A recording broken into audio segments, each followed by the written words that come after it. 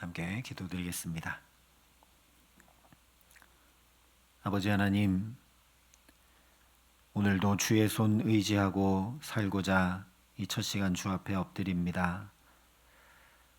우리의 곁에서 우리를 늘 도우시고 우리와 함께 하시는 그 주님의 은총 덧입어서 오늘도 복된 걸음걸음을 살아감에 부족함 없도록 주님 이 시간 우리 가운데 임재하시고 역사하여 주시옵소서. 늘 의지할 만하고 늘 의지할 수밖에 없는 그 주님, 우리가 이 시간 사모하며 나아갈 때 주께서 힘이 되어주시고 능력이 되어주시고 위로가 되어주시고 지혜가 되어주시는 은혜가 이 시간 주의 말씀을 통해 우리에게 충만히 임해 오도록 우리 가운데 역사하여 주시옵소서. 예수님 이름으로 기도합니다. 아멘. 오늘 우리에게 주시는 하나님 말씀은 사무엘하 22장 4절부터 20절의 말씀입니다. 사무엘하 22장 4절부터 20절 말씀을 봉독해 드리겠습니다. 하나님의 말씀입니다. 내가 찬송받으실 여호와께 아뢰리니 내 원수들에게서 구원을 받으리로다. 사망의 물결이 나를 애우고 불의의 창수가 나를 두렵게 하였으며 스올의 줄이 나를 두르고 사망의 올무가 내게 이르렀도다. 내가 환난 중에서 여호와께 아뢰며 나의 하나님께 아뢰었더니 그가 그의 성전에서 내 소리를 들으시며 나의 부르짖음이 그의 귀에 들렸도다. 이에 땅이 진동하고 떨며 하늘의 기초가 요동하고 흔들렸으니 그의 진노로 말미암음이로다. 그의 코에서 연기가 오르고 입에서 불이 나와 사름이여 그 불에 숯이 피었도다. 그가 또 하늘을 들이우고 강림하시니 그의 발 아래는 어두캄캄하였도다. 그룹을 타고 나르시며 바람 날개 위에 나타나셨도다. 그가 흑암 곧 모인 물과 공중에 빽빽한 구름으로 둘린 장막을 삼으시며 그 앞에 있는 광채로 말미암아 숯불이 피었도다. 여호와께서 하늘에서 우레소리를 내시며 지존하신 자가 음성을 내시며 화살을 날려 그들을 흩으시며 번개로 무찌르셨도다. 이럴 때에 여호와의 꾸지람과 콧김으로 말미암아 물 밑이 드러나고 세상의 기초가 나타났도다. 그가 위에서 손을 내미사 나를 붙드시며 많은 물에서 나를 건지셨도다. 나를 강한 원수와 미워하는 자에게서 건지셨으며 그들은 나보다 강했기 때문이로다. 그들이 나의 재앙의 날에 내게 이르렀으나 여호와께서 나의 의지가 되셨도다. 나를 또 넓은 곳으로 인도하시고 나를 기뻐하심으로 구원하셨도다. 아멘. 사울과 모든 원수의 손에서 구원받은 다윗이 22장 서두에서 그 구원의 하나님이 어떤 분이신가 찬송하며 고백했습니다. 에덴을 나오게 된 모든 인생은 고난과 문제가 없을 수 없으나 그때마다 구원하시는 분이 하나님이심을 알지 못하면 그야말로 고생이 고생으로 끝나고 말게 됩니다. 그 대표적인 예가 광야 이스라엘 백성들이죠.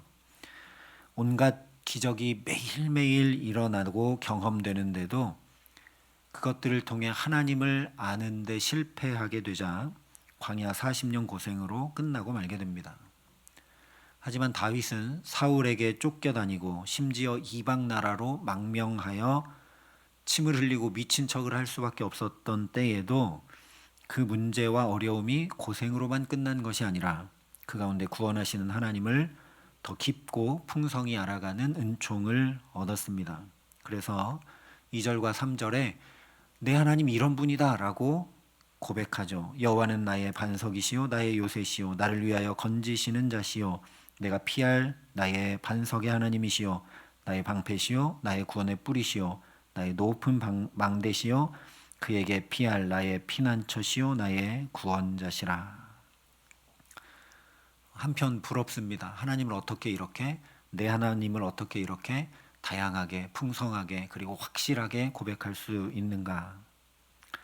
그러니 우리도 어떤 상황에서든 우리 삶을 살아가는 모든 걸음들을 통해 하나님을 더욱 알고 또 경험하게 하시는 은총 더해 주시기를 바랍니다. 특별히 고난과 문제에 침잠하지 않으며 오히려 거기서 다윗처럼 내가 할 수 없기 때문에 그 고난과 문제 때문에 하나님이 능력이 크시고 하나님이 은혜가 많으시고 하나님이 구원하시는 하나님이심을 더 깊이 알고 경험케 하시기를 간절히 기도합니다. 이어진 오늘 말씀은 바로 이 구원의 하나님께서 하나님 나라를 어떻게 이루어 주시는가 전해주고 있습니다. 5절과 6절에 보면 다윗은 사망의 물결이 나를 애우고 불의의 창수가 나를 두렵게 하였으며 스올의 줄이 나를 두르고 사망의 올무가 내게 이르렀도다. 탄식할 수밖에 없을 정도로 사면초가에 처해 있습니다. 사망의 그늘이 나를 애우고 그 올무로 꽉 묶어버려서 내가 아무것도 할 수 없는 상태, 스스로는 거기서 결코 빠져나올 수 없는 상태라는 거죠. 그러나 그때 할 수 있는 게 한 가지 있었는데 바로 기도입니다. 그래서 내가 환난 중에 여호와께 아뢰며 나의 하나님께 아뢰었더니 그가 그의 성전에서 내 소리를 들으시며 나의 부르짖음이 그의 귀에 들렸도다 라고 고백을 합니다. 그렇기 때문에 이번에도, 전에도 그랬던 것처럼 이번에도 내가 찬송받으실 여호와께 아뢰리니 내 원수들에게서 구원을 받으리로다 4절에 선포하는 것입니다. 내 하나님은 반석이시고 방패시고 구원의 뿌리시고 나를 건지시고 나의 피난처시고 나의 구원자이셨는데 내가 그 하나님께 아뢰었더니 이번에도 하나님의 구원을 내가 얻게 될 것이다 라고 4절에 선포한다라는 거죠. 여기서 우리가 주목할 것은 하나님의 구원 역사를 통해 임해오는 하나님 나라는 바로 내가 그 구원의 하나님께 부르짖어 간구하는 데에서 시작된다는 사실입니다. 다윗이 아무리 하나님 반석이십니다, 요새입니다, 방패입니다, 피할 바위십니다, 구원자십니다 아무리 고백해도 내가 그 구원 되신 하나님께 구원을 요청하지 않으면 그 구원은 나와 아무 상관이 없는 것이죠. 이것을 잘 보여주는 것이 구약의 출애굽기 전반부 말씀들입니다. 이스라엘 백성들이 조상들의 하나님을 잘 알고 있습니다. 하지만 그 하나님을 찾고 구하지 않을 때는 바로의 노예로 비참함과 괴로운 생활을 계속합니다. 하지만 그 가운데 고된 노역으로 말미암아 부르짖음이 하나님 앞에 상달되자 하나님께서 그들을 기억하시고 돌보셨다 말씀하고 있습니다. 그래서 모세가 준비되었고 결국 10가지 이적과 홍해가 갈라지는 일들을 통해 구원받게 됩니다.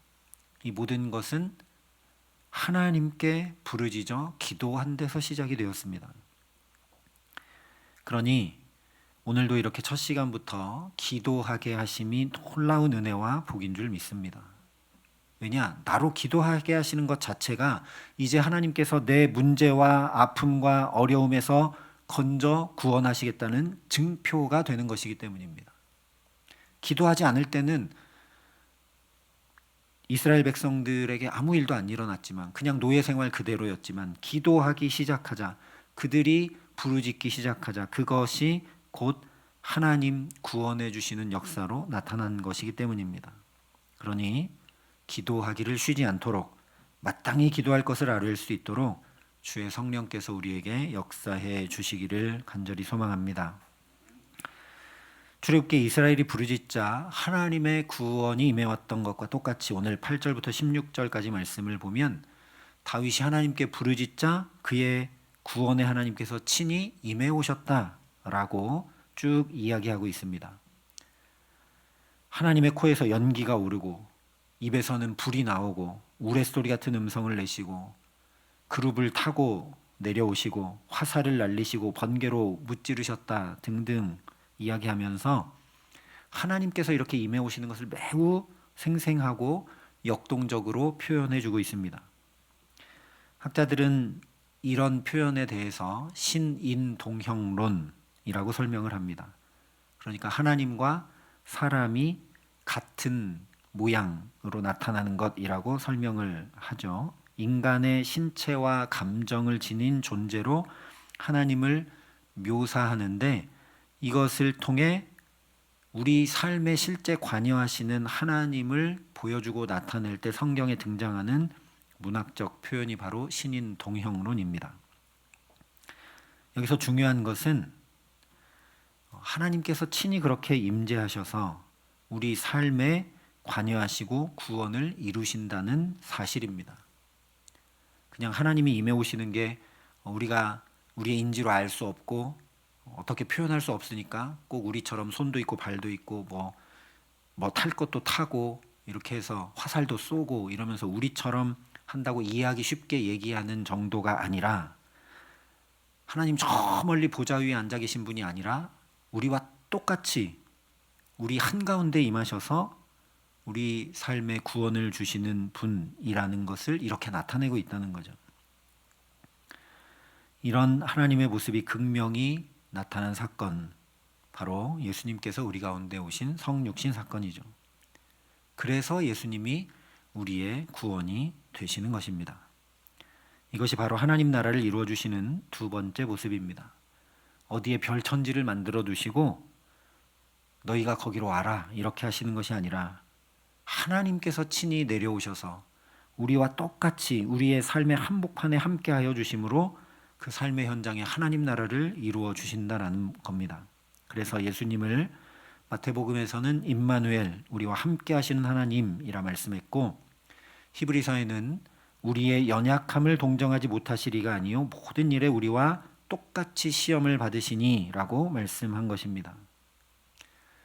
하나님이 이렇게 하나님 나라를 이루어 주시는 분이라면 그럼 우리는 어떻게 해야 되느냐? 당연히 그 하나님과 부단히 함께하기를 구하고 힘써야 되겠죠. 그래야 하나님 나라가 내 삶에 이루어집니다. 또한 우리 고통과 눈물과 한숨의 자리를 외면할 일이 아니라 그 짐들을 친히 담당하시는 주님께 아뢰고 맡길 때, 그러면서 그 주님과 함께할 때 하나님 나라를 이룰 수 있게 됨을 알게 됩니다. 그래서 예수님께서 수고하고 무거운 짐진 자들아 다 내게로 오라 내가 너희를 쉬게 하리라 말씀해 주셨던 것이고, 이 말씀이 바로 우리에게 복음인 것입니다. 이 수고하고 무거운 짐을 가지고 주님께 나갈 때 주님이 이 짐들을 내려놓게 하시고 벗겨주시고 우리를 평안 가운데 거하게 하시는 줄 믿습니다. 그래서 그 자리 한복판을 새롭게 하시는 주님의 구원의 은총 덧입어 살게 하시기를 간절히 기도합니다. 마지막으로 17절부터 20절에 하나님께서 그렇게 기도를 들으시고 우리 삶 한복판에 내려오셔서 함께 하시는 이유는 바로 우리를 건져 구원하시기 위함이다. 그렇게 하나님 나라를 우리에게 만들어주시고 이루어주시기 위함이라 말씀하고 있습니다. 여기서 주목할 것은 20절에 나를 또 넓은 곳으로 인도하시고 나를 기뻐하심으로 구원하셨도다 라고 한 말씀입니다. 하나님 나라는 내가 기도하고 내가 하나님 붙들고 의지하고 동행함으로 시작되고 임해오고 이루어지는 것이 아니다 라는 말씀이기 때문입니다. 물론 기도와 의지함으로 우리가 깨달아 알고 경험하고 누리게 되는 것입니다. 기도할 필요 없고 하나님과 동행하고 의지할 필요 없다라는 얘기가 아니라 우리가 그렇게 해야 하나님의 임재하심과 하나님의 구원하심과 하나님 나라를 이루어 주심을 내가 알 수 있고 경험하고 누릴 수 있게 되는 것입니다. 그런데 근본적으로는 다른 이유가 없고 그저 하나님이 우리를 기뻐하시기 때문에, 즉 하나님의 자녀 삼아 주셨기 때문에 하나님 나라를 친히 이루어 주신다는 말씀입니다. 부모와 자녀의 관계를 생각해 보면 그냥 쉽게 이해할 수 있는 거죠. 그냥 내 자녀니까, 내가 기뻐하는 내 사랑의 대상이니까 내 모든 것을 누리게 하고 가장 좋은 것으로 공급하고, 하나님 우리에게 그러신다라는 거죠. 나를 기뻐하심으로, 나를 기뻐하심으로. 우리가 세상을 살아가면 나를 기뻐하는 일들을 자주 만나지는 못하는 것 같습니다. 비교당하기도 하고 판단당하기도 하고 또 누군가는 나를 시기하고 질투하기도 하고 그런 일들이 우리에게 가득한데, 그런데 주님은 나를 기뻐하신다는 거죠. 그러니까 우리가 할 일은 무엇이겠습니까? 다른 게 없습니다. 그냥 기뻐하시는 하나님께 나아가 은혜만 받으면 된다라는 겁니다. 자녀들이 그저 부모의 사랑을 받고 살듯이, 그리고 그것이 부모에게 기쁨이 되듯이, 내가 하나님의 사랑을 외면하여 아등바등 내 힘으로 그렇게 사는 것이 아니라 하나님의 사랑 앞에 또 나가고 또 나가고, 그렇게 하나님을 기쁘시게 하며 살아갈 때 자연히 하나님 나라가 우리에게 이루어진다는 말씀입니다.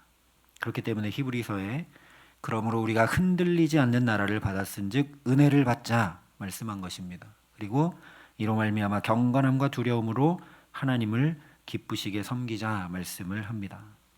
그러니 오늘도 오직 목말라 은혜를 사모하고 간구하는, 은혜를 받아야지, 은혜를 받아야지, 하나님 오늘도 주의 보좌 앞에 나왔으니 은혜 주옵소서 간구하는 저와 여러분 될 수 있기를 바랍니다. 은혜 없이는 오늘도 살아갈 수 없습니다. 어제까지 받은 은혜가 아니라 오늘에 필요한 새 은혜 주옵소서. 특별히 오늘 사경회가 시작이 되는데 하나님 하늘문을 환히 여시고 이 자리에 참여한 모든 분들도 하나님의 은혜에 충만한 강물에 가득 잠기게 하시고, 혹 부득이 참여하지 못하는 이들 가운데도 그 은혜가 은혜 받은 우리를 통해 우리 지체들에게 흘러갈 수 있도록 역사하여 달라고 함께 간구할 수 있기를 바랍니다. 그래서 주시는 은혜를 따라 자연히 경건함으로, 경외함으로 하나님을 기쁘시게 섬기며 살아가기에 오늘도 하나님 기뻐하는 자에게 마음의 소원까지도 이루어 주신다는 말씀이 그대로 경험되고 이루어지고 누려지는 복된 하나님 나라 살게 하시기를 주님의 이름으로 간절히 축원합니다. 함께 기도하시겠습니다. 아버지 하나님, 나를 기뻐하신다는 복음을 또 들으며 이 하루 시작하게 하여 주시니 감사합니다. 심지어 나는 잘 기도와 간구하지도 못하고 또 하나님 붙들고 의지하고 함께하지도 못함에도 불구하고 하나님 나를 기뻐하시기에 내게 하나님 나라 주시기를 기뻐하시는 그 은혜에 덧입어 오늘도 살기 원하오니 하나님 은혜 더하여 주시옵소서.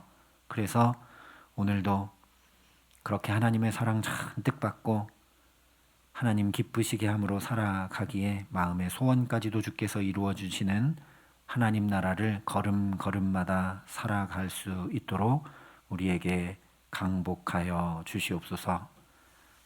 이제는 주 예수 그리스도의 은혜와 하나님의 사랑과 성령님의 교통하심이 이는 내 사랑하는 자요 내 기뻐하는 자라 하시는 주님의 음성이 울려나고 계속해서 들려오는 복된 삶 살아가기를 소원하고 결단하는 여기 모인 모든 주의 성도들과 사랑의 빛교회 모든 교우들과 이 나라 이 민족과 이 귀한 복음을 오늘도 세계 만방에 전하시는 선교사님들 가운데 이제로부터 영원토록 함께 하시기를 간절히 축원하옵나이다. 아멘.